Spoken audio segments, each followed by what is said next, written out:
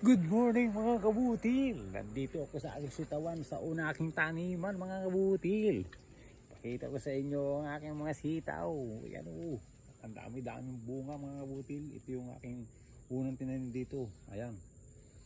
Ang kapal-kapal na mga kabutil. Ngayon ko uli na vlog sa inyo, na videohan mga kabutil. At least nakita nyo kung anong itsura mga kabutil. Ayan, nakukunan ko na ng bunga o.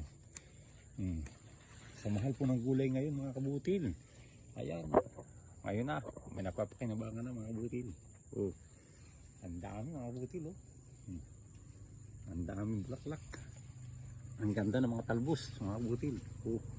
Napapansin nyo? Ang gaganda. Ayan. Nag-away-away na mga dulo-dulo mga kabutil. Oh. Oh. Anong ginawa mga kabutil? Sitaw na native.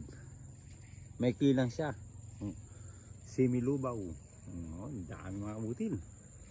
Mapapanabangan natin na maayos yan, di ba? Ala kong naman ito na isda, talbos ng kamuti. Ayos na ang ulam mga kabutil, di ba? Ganun lang. Yan mga kabutil, kahit ilang puno lang yan. Siguro may 50 puno ito. Yan po'y panggulay lang. Mga kabutil, kaya pag masipag, may gulay o sitaw, pampahaba ng buhay. Tingnan naman itsura mga kabutil, ang mga dulo, dami talaga. Ayan, ayun, daming bunga. Ayan, kaya ito po, araw-araw tayo mangunguha ng gulay. Diba? Ayan. Diba mga kabutil? Sitaw, pampahaba ng buhay. Madaling ulamin kahit sa mga bata, mga kabutil. Hindi yan naayawan. Diba? Muli, ang inyong kabutil ay nagpapaalala sa inyo, sipag-sipag lang sa araw-araw para tayo ay hindi magutom mga kabutil, di ba? Ganun lang.